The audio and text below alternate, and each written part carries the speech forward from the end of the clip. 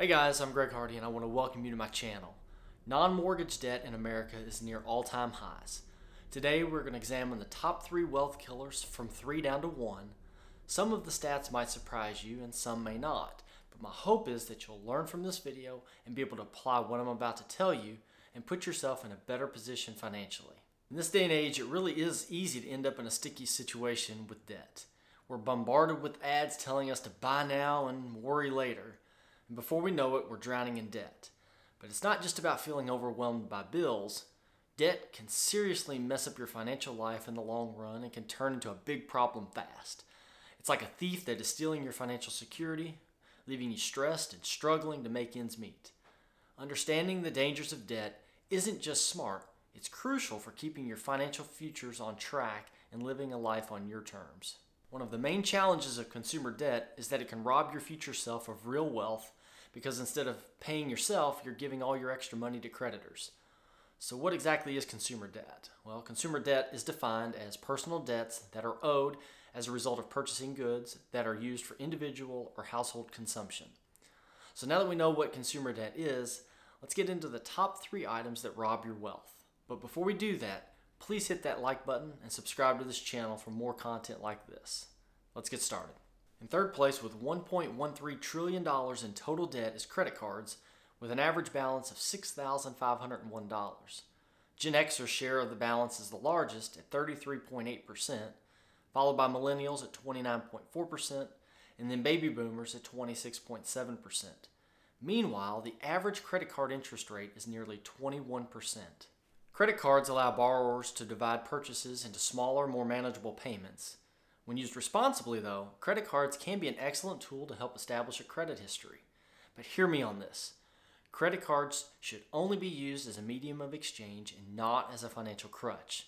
To put it another way, a credit card represents access to real purchasing power, but without you having to have the necessary funds to back it. Therefore, it makes it much easier to spend beyond your means. If you don't pay attention to the interest rate on your credit card, you will come to find a significant increase in any outstanding balances you may carry. Since most credit cards have variable interest rates, when the Fed raised rates, your credit card rate went up also. Couple that with only making the minimum payments and you'll find it pretty challenging to make any headway to pay them off. One thing to know is that essentially you're charged interest on your interest, which causes your credit card balance to continue to grow even if you don't make additional purchases. Coming in second place with $1.6 trillion in total debt is student loans. The average balance for student loan borrowers is $38,787 with an average payment of $300 a month. Another alarming stat is that as of the fourth quarter of 2023, borrowers between the ages of 25 and 34 held $491 billion in federal student loan debt. Adults aged 35 to 49 carried even more debt, with balances totaling $624 billion.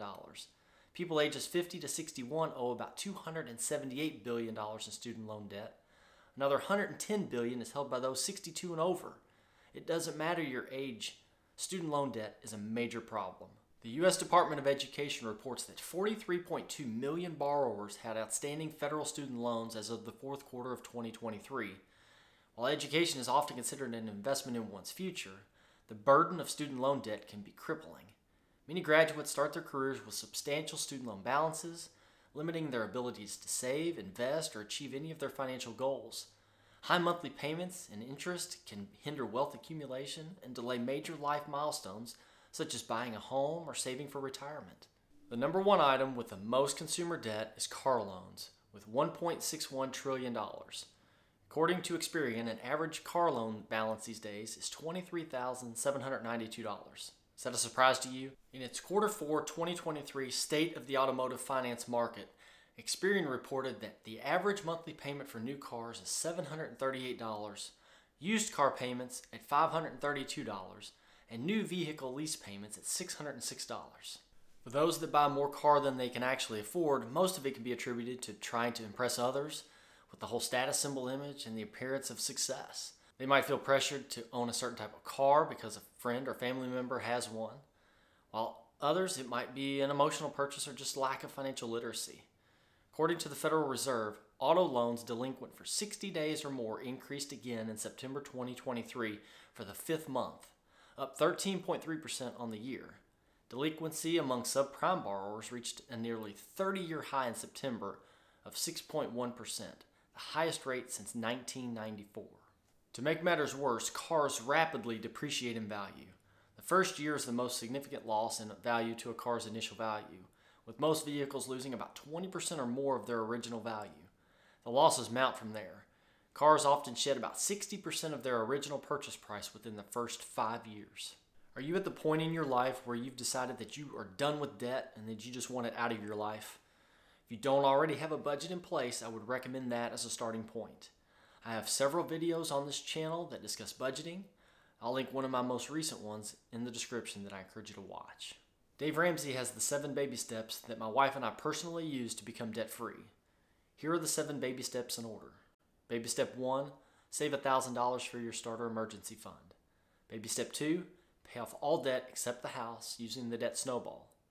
Baby step 3, save 3 to 6 months worth of living expenses in a fully funded emergency fund. Baby step 4 is invest 15% of your household income into retirement. Baby step 5, save for your children's college fund. Baby step 6 is to pay off your home early. And baby step 7 is build wealth and give. There are 2 popular methods that can be used to pay off debt. The first is the debt avalanche method. By using the debt avalanche, you start with the debt that has the highest interest rate first. Once the debt with the highest interest rate is entirely paid off, then your extra funds go towards the next highest interest rate debt. This system continues until all the debts are paid off. The second method is the debt snowball, which I mentioned previously when I listed out the baby steps. By using the debt snowball, it means paying off the smallest of all of your loans as quickly as possible. Once that debt is paid, you take the money you were putting toward that payment and roll it onto the next smallest debt that you owe. The goal of this process is to continue until all accounts are paid off. As you roll the money used from the smallest balance to the next on your list, the amount snowballs and gets larger and larger, and the rate of the debt that is reduced is accelerated. Paying off smaller balances first gives you the motivation to keep going, and that's huge when it comes to getting out of debt. Paying off higher interest rate debt first can save you more money, but either way, paying off debt is good for your financial and mental health. What matters most is that you choose a method and stick with it. Guys, if you're finding value in this video, make sure to leave a like or a comment below. 56% of Americans think they're behind where they should be with their retirement savings.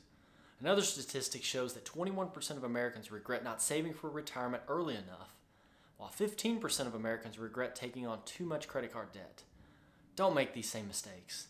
I encourage you that it's never too late to get your financial house in order. Imagine if you didn't have that average credit card per month of $541.75, or the $300 per month student loans, or the $500 per month car payment, and you were able to invest that money. For example, say you were able to invest that car payment every month into a Roth IRA or some other investment account. At just a modest 7% return from ages 25 to 65, you could have over $1 million in retirement. I use that example so you can see that by putting your money in the right places, it can make a profound difference in your financial future. Instead of putting your money in things that go down in value, like a car, put that money to work in things that will make you money and not take it from you. Paying off debt before investing is often recommended because it can provide a guaranteed return by reducing the amount of interest you owe. High interest debt, like credit card debt, typically has interest rates that are greater than the investment returns you should expect to receive, making it financially wiser to pay off debt first. Imagine you have the average student loan debt of $38,787 with an average interest rate of 5.8%. At the same time, you want to start investing in the stock market. You have the option of either paying off your student loan debt aggressively over the next couple of years or start investing while making minimum payments on your debt. If you choose to pay off your student loan debt first, you allocate all of your extra funds towards paying down the debt. After a couple of years of intentionality, you become debt-free. Now, with no high interest debt weighing you down, you have more financial flexibility and can comfortably invest a significant portion of your income each month. On the other hand, if you decide to invest while still carrying the student loan debt, the high interest rates will continue to accrue, potentially outweighing any gains you make in the stock market. This could result in you paying much more in interest over time than you would have earned from your investments. By prioritizing debt repayment, you not only eliminate the financial burden of high interest debt, but you also set yourself up to be more successful and consistent with your investing in the future.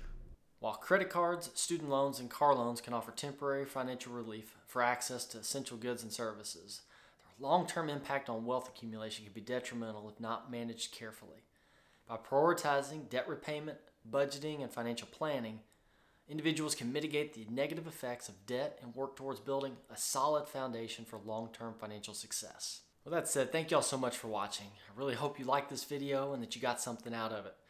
I encourage you to watch more videos as it relates to personal finance on this channel. And if you haven't already, please like and subscribe. Thanks for watching.